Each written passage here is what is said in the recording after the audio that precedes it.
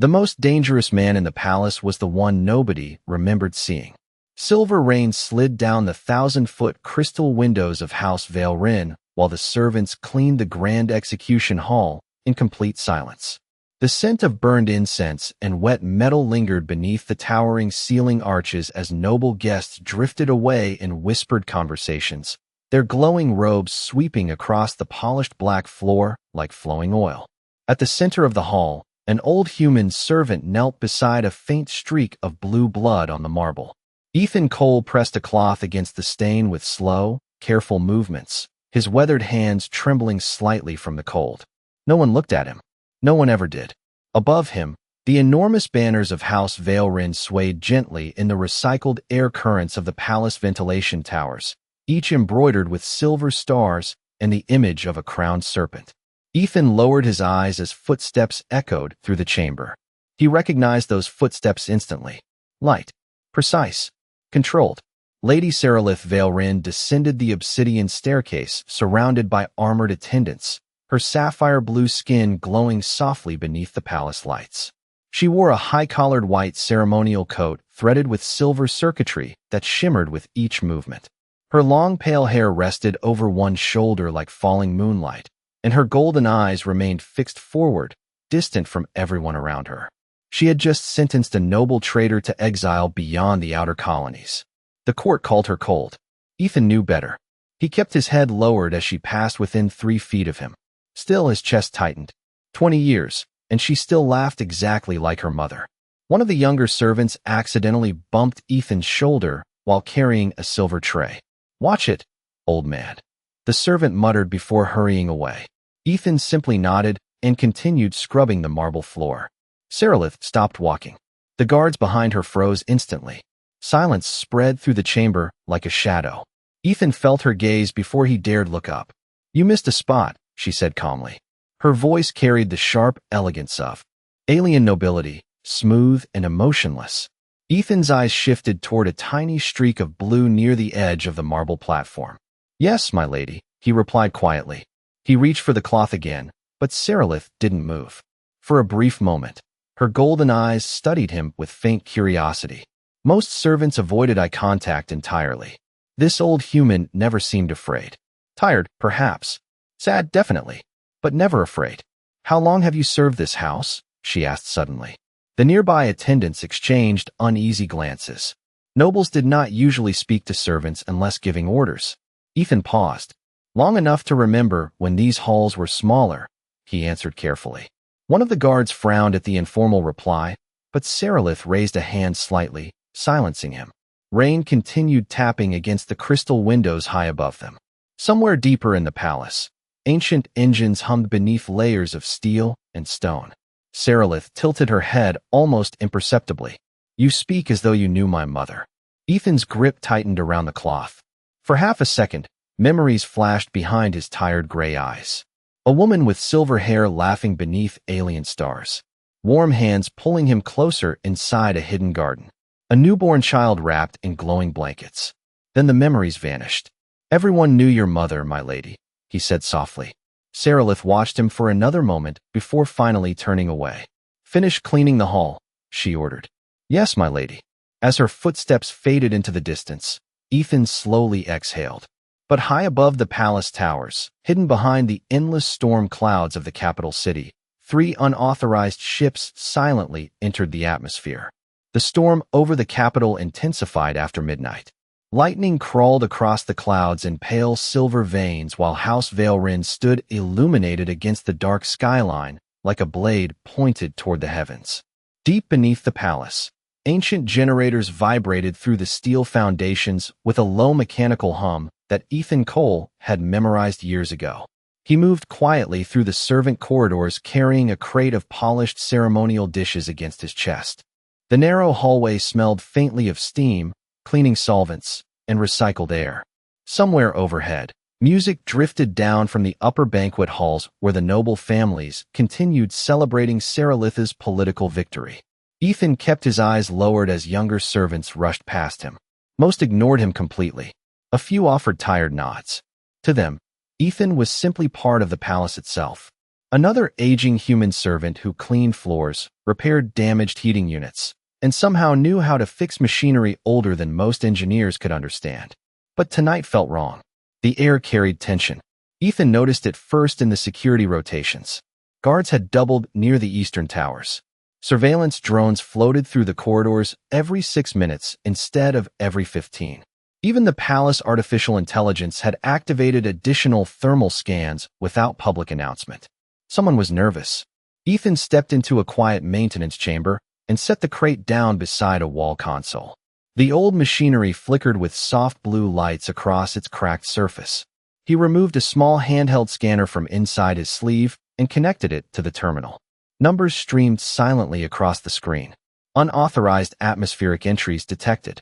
3 vessels. No registered transponder signals. Ethan stared at the data for several long seconds. Then he closed his eyes. Too early, he whispered under his breath. The scanner suddenly emitted a sharp warning tone. Ethan disconnected it instantly, just as the maintenance door slid open behind him. You are not authorized to access palace systems. Ethan turned calmly. Lady Saralith stood in the doorway alone, her white ceremonial coat replaced by a fitted dark silver uniform trimmed with faint glowing lines along the sleeves. Without the court surrounding her, she somehow looked younger, more tired.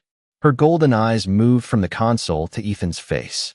I was repairing a voltage fluctuation, my lady, Ethan answered smoothly. Saralith crossed her arms. At 2 in the morning? The old systems do not care about the hour. For a moment she almost smiled. Almost. Rainwater shimmered behind her through the corridor windows as distant thunder rolled above the city. Ethan noticed faint shadows beneath her eyes. She had not slept. You were military once, she said suddenly. Ethan felt his pulse tighten. Why would you think that? You walk like someone trained to watch every doorway. Her gaze narrowed slightly. And you keep noticing the guards before they enter the room. Ethan lowered his eyes carefully. Old habits survive longer than people do. Silence settled between them. The maintenance chamber lights buzzed softly overhead. Saralith stepped closer to the console and studied the ancient machine beside him. Everyone in this palace fears me, she said quietly. But you do not. Ethan looked at the reflection of her face in the dark metal panel rather than directly at her. Fear and respect are not the same thing, my lady. Saralith stared at him for several seconds, studying him with growing curiosity. Then a distant alarm echoed somewhere far above them. Not loud enough for the guests to hear, but enough for security personnel. Ethan's expression changed instantly. Tiny. Controlled. Yet Saralith noticed it. You knew something was wrong, she said softly. Before Ethan could answer, the palace lights flickered once. Then again. And somewhere deep inside House Vale Wren, a hidden explosion shook the entire foundation beneath their feet. The explosion rippled through the palace like a giant metal heartbeat. Dust drifted from the ceiling panels as the maintenance chamber lights flashed crimson for half a second before emergency systems activated. Somewhere far above them, guests screamed. Ethan steadied himself against the console instantly, while Saralith grabbed the edge of the doorway to keep her balance. The palace artificial intelligence came alive through hidden speakers across the corridor. Security breach detected in Eastern Transit Wing. Noble residents are advised to remain in designated safe zones. Ethan's jaw tightened. Eastern Transit Wing. Too close. Saralith turned sharply toward the hallway. That sector leads directly to the council chambers. Another tremor rolled beneath their feet. Smaller this time. More controlled. Ethan recognized the pattern immediately. Precision charges. Whoever entered the palace knew exactly where to strike. Saralith reached toward the communicator attached to her collar. Static answered her. Signal interference, she muttered. That should not be possible inside the palace. Ethan already knew why it was possible. Military-grade dampening fields. Expensive. Illegal. Professional. The old human stepped away from the console and looked down the corridor toward the upper servant elevators. His eyes moved quickly, measuring exits, timing security rotations from memory. Saralith noticed the change in him again. He no longer looked like an aging servant. The hesitation was gone from his posture. His breathing slowed. Focused. Controlled. Dangerous. Who are you? She asked quietly. Ethan ignored the question. My lady, you need to leave the central tower immediately. Her expression hardened at once. You are giving orders now? I am trying to keep you alive. The words escaped before he could soften them. Silence settled heavily between them. Rain hammered against the palace windows while distant alarms echoed through the steel corridors. Sarilith stared at him carefully, studying the sharpness suddenly hidden beneath years of exhaustion. Then another sound reached them. Footsteps. Fast. Several guards appeared around the corner, wearing silver armor marked with the crest of House Vale-Rin. Their leader bowed quickly to Sarilith. "My lady, we are evacuating you to the lower sanctum." Ethan noticed it instantly. The insignia on the guard captain's shoulder was wrong. Tiny detail, barely visible. An outdated military pattern retired almost 12 years ago. Most people would never notice. Ethan did. His eyes narrowed. The captain turned toward Ethan with visible irritation. "Servants are to remain in assigned sectors." Ethan stepped slightly closer to Sarilith instead. "Do not go with them." Every guard in the hallway stiffened. Sarilith looked between Ethan and the captain. "Explain yourself." Ethan kept his gaze locked on the soldiers.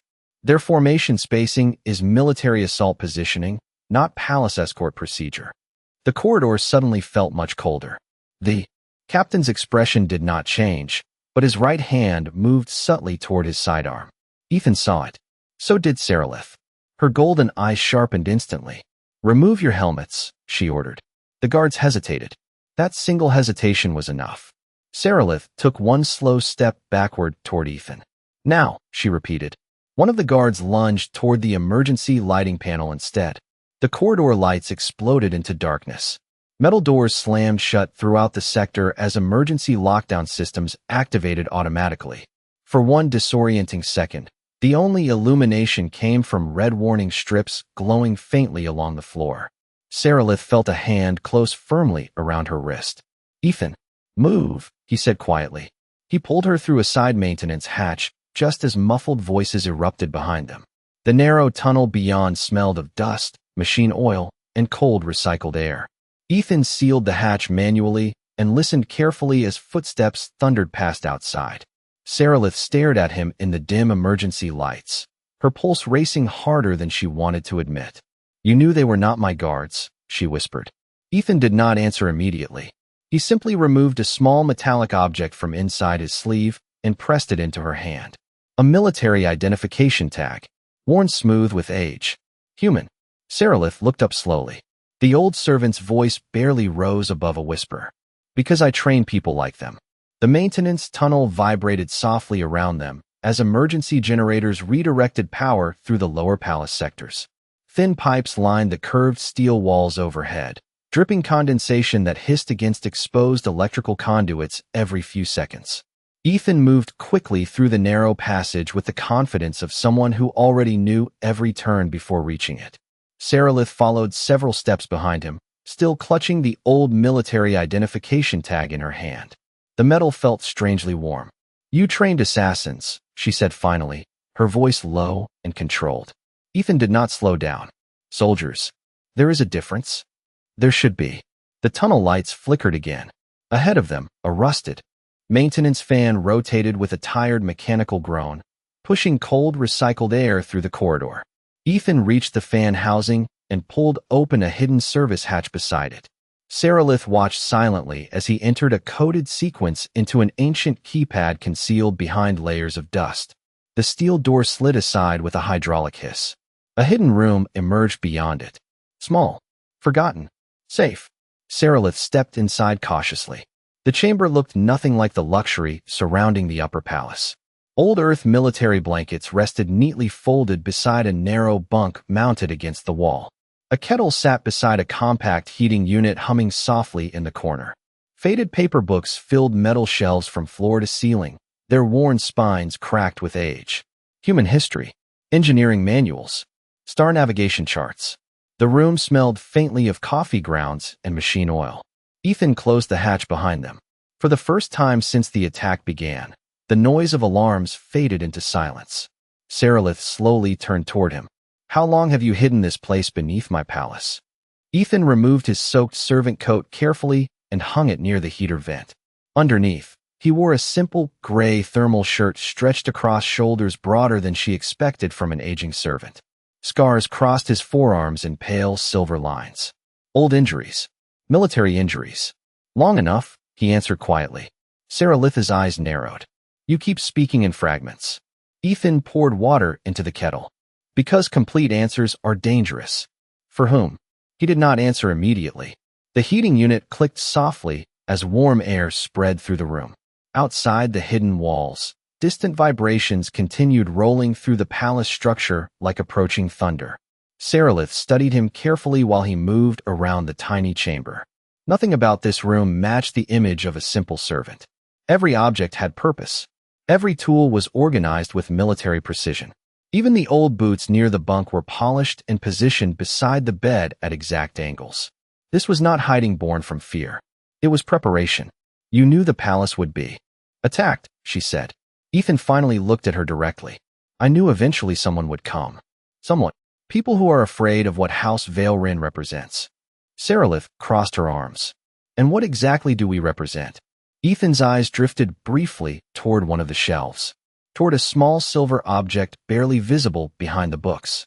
Change, he said softly. Silence filled the room again. Saralith noticed something then. A framed holographic image partly hidden beside the bunk. The projection had dimmed with age, but she could still make out the outline of a woman with silver hair standing beside a tall human man beneath unfamiliar stars. Her breath caught slightly. The woman looked almost exactly like her mother. Ethan saw where her eyes landed and moved instantly, stepping between her and the image. Too quickly, too protectively. Saralith looked up sharply. Who was she? Ethan's expression hardened for the first time since she had known him. Someone I failed. Before Saralith could press further, the hidden room lights suddenly dimmed red. A synthetic voice echoed from the concealed wall speakers. Warning. Unauthorized biometric scan detected near safe chamber access point. Ethan's face changed instantly. Calm vanished. He grabbed an old pulse sidearm from beneath the bunk and checked the power cell with practiced movements. Saralith stared at him in disbelief. You kept weapons under my palace? Ethan handed her a second sidearm without hesitation. Tonight, he said quietly, you are going to need one. The hidden chamber fell silent except for the low hum of the heating unit and the distant vibration of emergency alarms echoing through the palace foundations. Saralith stared at the pulse sidearm resting in her hand as though it belonged to someone else entirely. The weapon was old human military design, matte black with worn edges polished smooth from years of use. Ethan checked the power indicator on his own sidearm before sliding an extra energy cell into his pocket with practiced precision. His movements were calm. Too calm. You planned for this, Saralith said quietly. Ethan secured the weapon against his side. I prepared for possibilities. That is not the same thing. Tonight it is. A sharp metallic clang echoed faintly through the hidden corridor outside the chamber walls. Someone was searching nearby. Ethan crossed to the control panel beside the hatch and dimmed the room lights further until only the amber glow of the heater illuminated the chamber. Shadows stretched across the shelves of old books and machinery. Saralith watched him carefully. Every second made him look less like a servant and more like something dangerous that had spent years pretending to be harmless. Who are they, she asked. Ethan hesitated before answering. Not thieves. Political rivals. Something worse. Saralith frowned slightly. You speak like a man who already knows the outcome. Ethan leaned against the metal wall beside the hidden entrance and listened to the distant footsteps beyond it. No, he said softly. I speak like a man who has seen this happen before. For several long seconds, neither of them spoke. Rain continued striking the palace towers outside, while thunder rolled across the city skyline. Then Saralith slowly lowered herself onto the edge of the narrow bunk beneath the shelves. When I was a child, she said quietly, my mother used to tell me stories about humans. Ethan's eyes shifted toward her immediately. Did she? Saralith nodded once. She said humans were strange because they kept loving people even after losing them. Ethan looked away first. Your mother was wiser than most nobles. Saralith studied him carefully through the dim amber light. She also said a human once promised her he would return. The room suddenly felt smaller. Ethan remained perfectly still beside the hatch, but Saralith noticed his hand tighten slightly around the old sidearm. Tiny movement. Almost invisible. Did he? Ethan asked quietly. Saralith shook her head. No, silence settled over the chamber again. Somewhere beyond the walls, Palace security drones flew overhead with faint electrical whines. Ethan forced himself to breathe evenly. He remembered that night 20 years earlier with painful clarity. The rain, the firelight reflecting in silver hair, her voice trembling as she placed a newborn child into his arms for the first time. Run. Protect her. Never come back. Ethan closed his eyes briefly. Some promises destroyed you no matter which way you kept them. My mother died believing he abandoned her, Saralith said softly. Ethan stared at the floor. Perhaps he thought leaving was the only way to keep her safe. That sounds like something a coward would tell himself. The words landed harder than she intended. Ethan simply nodded once. Sometimes cowardice and sacrifice look the same from the outside. Saralith frowned slightly at his response. Before she could answer, the hidden room lights flickered violently. The artificial intelligence voice returned through the wall speaker, colder this time. Warning. Internal security compromised. Safe chamber location partially exposed. Ethan moved instantly. He grabbed a weathered jacket from beside the bunk and pulled it on while crossing toward a second concealed panel hidden behind the bookshelves. The wall slid open slowly, revealing a narrow emergency transit shaft descending into darkness beneath the palace. Cold air rushed upward, carrying the scent of rainwater and old machinery. Saralith rose to her feet. Where does that lead? Ethan checked the charge on his sidearm one last time. To a place nobody alive remembers exists. Then the sound of heavy footsteps stopped directly outside the hidden chamber door. The footsteps outside the hidden chamber stopped with unnatural precision. No voices followed. No hurried movement. Just silence. Ethan stood motionless beside the concealed transit shaft, while faint red emergency lights flickered across the steel walls around them. He had heard that kind of silence before. Professionals. Saralith tightened her grip around the pulse sidearm he had given her earlier, though her expression remained controlled beneath the tension in her eyes.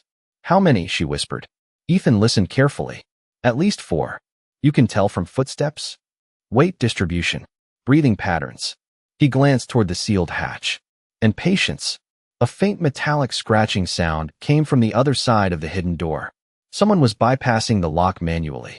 Ethan exhaled slowly through his nose. Go down the shaft, he said quietly. Saralith stared at him. You are coming with me. Eventually. That was not a request.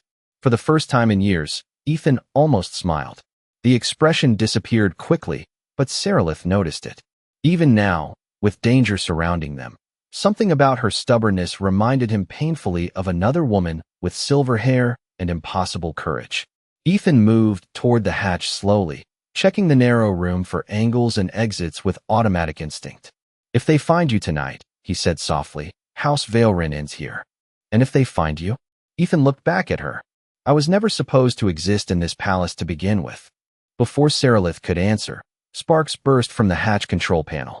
The locking mechanism hissed loudly as smoke curled into the room. They were seconds away from breach. Ethan pointed toward the transit shaft again. Go. This time she obeyed. Reluctantly, Saralith stepped into the narrow cylindrical shaft, while cold air rushed upward around her boots. Metal ladders disappeared into darkness beneath the palace foundations. She looked up one last time. You still have not told me who you really are. Ethan met her eyes across the dim red light. Someone who made a promise a long time ago. Then the hatch exploded inward with a violent burst of sparks and smoke. Ethan shoved the hidden wall closed immediately, sealing the shaft from view just as armored figures flooded into the chamber. Saralith froze several feet down the ladder, her pulse pounding as muffled voices echoed through the metal walls above her. She could not hear every word clearly, only fragments through the vibrations. Target not present. Search everything. The human knows. Ethan's calm voice answered somewhere above. You are searching the wrong floor. Silence followed briefly. Then another unfamiliar voice spoke with cold amusement. You spent 20 years pretending to be a servant. That is either loyalty or obsession. Saralith pressed herself against the cold ladder rungs, straining to hear. Ethan did not answer immediately. Finally, he spoke quietly. Sometimes they become the same thing. The room above shifted with heavy movement. Drawers opening. Furniture overturned. One of the intruders cursed under his breath. Another demanded access codes. Ethan's responses remained calm. Controlled. Almost tired. Then a sharp sound echoed through the chamber overhead, followed by sudden silence. Saralith's breath caught. "He is unconscious," one voice muttered. "Search him."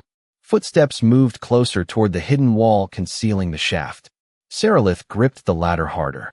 Sweat chilled against her palms despite the freezing air. Then another voice interrupted from farther away. "Commander, we found something." Several footsteps retreated immediately. A long pause followed. Finally, the commander spoke again, quieter this time. "Interesting." Saralith heard paper shifting, metal scraping lightly against a frame. Then the commander laughed softly. "Our mysterious servant kept photographs." Saralith's stomach tightened instantly. The holographic image beside the bunk. "Who was the woman?" someone asked. Silence stretched for several seconds. Then the commander answered slowly. "According to archive records, she was Lady Elira Vale Wren." Saralith felt the blood drain from her face. "Her mother." Above her, another man spoke carefully. "But that is impossible. The human in this photograph is holding the infant heir." A long silence followed. Then came the words that changed everything. "Find out who Ethan Cole really is." The transit shaft descended nearly 300 feet beneath the palace foundations before opening into darkness older than the city itself. Saralith climbed down slowly, her hands cold against the steel ladder, while distant vibrations rolled through the structure above like thunder trapped inside metal walls. The emergency lights faded the deeper she went until only faint strips of blue guidance lights remained glowing along the shaft walls every 20 feet. Her breathing echoed softly in the narrow cylinder. So did her thoughts. Ethan Cole, the old servant who repaired heating units and polished marble floors. The man who knew military tactics. The man hidden beside her mother in a photograph no archive should have contained. Saralith finally reached the bottom platform and stepped into ankle-deep water covering the floor of an ancient underground corridor. The air smelled of rust, rainwater, and forgotten machinery. Massive pipes stretched across the ceiling overhead, while old transit rails disappeared into darkness ahead of her. This section of the palace had not appeared on any modern architectural maps, which meant Ethan had hidden it intentionally. A soft mechanical click echoed behind her. Saralith spun instantly, raising the pulse sidearm. Nothing moved. Then a faint blue holographic terminal flickered to life beside the wall. Static rippled across the projection before stabilizing. Identity scan recognized. The synthetic voice announced quietly. "Welcome, Lady Saralith Vale Wren." Saralith lowered the weapon slightly. "Who activated this system?" "Emergency sanctuary protocol initiated by Commander Ethan Cole." Her breath caught. "Commander. Not servant. Not maintenance worker. Commander." The holographic screen shifted suddenly, displaying old military insignias she did not recognize beside fragmented human text records corrupted with age. Then a single image appeared. Ethan, younger by decades, standing in black combat armor beneath the emblem of the Terran Expeditionary Fleet. His face looked harder then, sharper, but the eyes were unmistakable. Gray, tired, loyal. Saralith stared silently at the image while rainwater dripped steadily through the old tunnel ceiling nearby. "Access restricted," the system warned. "Full record sealed under Directive 17. Saralith stepped closer to the hologram. "Who sealed them?" The terminal paused for almost 2 seconds before answering. "Lady Elira Vale Wren." Her mother. Again. Saralith suddenly felt colder than the underground tunnels around her. Somewhere far above, another explosion shook dust loose from the ancient ceiling pipes. Tiny particles drifted through the pale holographic light like falling snow. "Why would my mother protect a human military officer?" she whispered. The terminal remained silent. Then another voice answered from the darkness behind her. "Because she trusted him more than her own people." Saralith turned instantly. Ethan stood at the far end of the corridor beneath a flickering maintenance light, soaked from rainwater and breathing harder than before. A dark bruise marked one side of his face, but he still held the pulse sidearm steady in his right hand. Relief hit Saralith first. Then anger immediately followed it. "You lied to me," she said quietly. Ethan walked toward her slowly through the shallow water. "Yes. Who are you?" He stopped a few feet away. The blue holographic light reflected across the exhaustion in his eyes. "A man your mother should never have met." Saralith clenched the weapon tighter. "That is not an answer." Ethan looked at the old image of himself displayed on the terminal beside her. 23 years ago, I came to this world as part of a Terran diplomatic security team. His voice had changed slightly now. Less careful, less hidden. Your mother was assigned to negotiate the treaty. Saralitha's pulse quickened. You knew her before I was born. Ethan closed his eyes briefly. Yes. Silence swallowed the corridor. Water rippled softly around their boots while ancient machines hummed somewhere deep beneath the city foundations. Saralith stared at him with growing disbelief. Then why did she never speak your name? Ethan looked at her for a long moment before answering. Because if anyone discovered what really happened between us, he stopped himself. But Saralith already understood enough to feel the ground shifting beneath her entire life. Ethan's voice lowered almost to a whisper. Your mother was trying to protect you. The underground corridor seemed to grow quieter after Ethan spoke those words. Even the distant explosions above the city felt farther away now, drowned beneath the weight of something much heavier than fear. Saralith stood motionless beside the flickering holographic terminal, staring at the old human in front of her as though seeing him for the first time. Rainwater dripped steadily from the ceiling pipes overhead, forming small ripples around their boots in the shallow water covering the floor. Ethan looked exhausted. Not physically, older than that. Like a man who had spent 2 decades carrying something too heavy to put down. Saralith lowered the pulse sidearm slowly. Protect me from what? She asked quietly. Ethan glanced toward the ancient terminal beside her. The hologram still displayed the faded image of her mother standing beside him beneath unfamiliar stars. Lady Elira's silver hair moved softly in the captured wind, while the younger version of Ethan stood beside her with one arm around a small, blue-skinned child wrapped in glowing blankets. Saralith could barely breathe looking at it. From the truth, Ethan answered. Your mother knew what the noble houses would do if they discovered she had a child with a human. Saralith's golden eyes widened slightly. Ethan finally forced himself to meet her gaze directly. You were never supposed to survive the political council after your birth. The word struck harder than any weapon could have. Saralith took an unconscious step backward. No, Ethan nodded once. The council believed a hybrid heir would weaken the bloodline legitimacy of House Vale Rin. Your mother refused to surrender you. His voice grew quieter with each sentence. So she hid the records, erased the medical archives, and made me promise to disappear completely. Saralith looked back toward the hologram again, her pulse racing violently now. Memories surfaced all at once. The strange looks from elder nobles when she was younger. The constant medical examinations. The whispered conversations that stopped whenever she entered a room. Her mother crying alone behind locked doors late at night. Ethan continued carefully. Elira believed that if the galaxy saw you only as her daughter, you would survive long enough to become stronger than the people who feared you. Saralitha's throat tightened painfully. So you abandoned us. Ethan closed his eyes. The sentence hurt because it was true. At least partly. I stayed, he whispered. Just not in the way either of you deserved. Silence filled the underground chamber. The old machinery around them hummed softly beneath layers of rust and condensation. Then Saralith laughed once. Bitter. Disbelieving. You spent 20 years serving meals in my palace. Ethan nodded. Yes. Cleaning floors. Yes. Listening while I spoke about my father with hatred. Ethan looked down at the water rippling around his boots. Yes. Her voice cracked slightly for the first time. And you said nothing. Ethan's expression finally broke. Only for a second. But she saw it. The guilt. The grief. The exhaustion of a man who had listened to his own daughter hate him for years because protecting her mattered more than being loved by her. Every day, he said quietly, I wanted to tell you. Saralith stared at him through eyes suddenly burning with emotion she could not control. Then why did you not?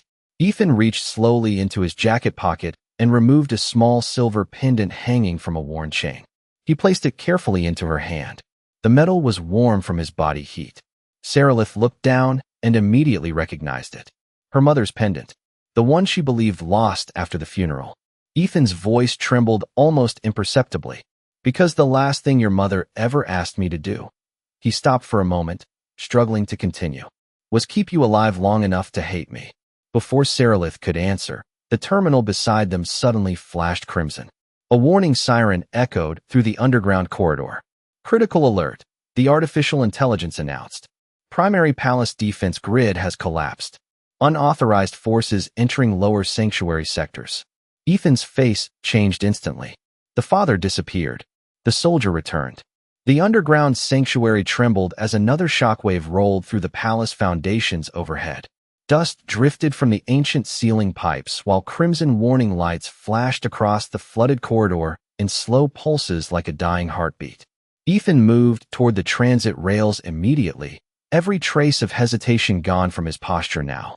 He no longer looked like the quiet servant who polished marble floors in silence. He looked like the man frozen inside the old military photograph beside Saralith's mother. Older, wounded by time, but still dangerous. "We have to move," he said calmly. Saralith remained standing beside the holographic terminal, the silver pendant still resting tightly in her hand. Her mother's warmth felt trapped inside the metal somehow. "No," she whispered. Ethan stopped. "Saralith, you do not get to call me that now." The words echoed harder than she intended through the empty corridor. Ethan lowered his eyes briefly. Fair enough. Another explosion vibrated through the underground sector. Somewhere ahead, heavy blast doors groaned open automatically as emergency systems failed one by one. Saralith stared at him through burning eyes she refused to let cry. 20 years. Her voice shook despite her effort to control it.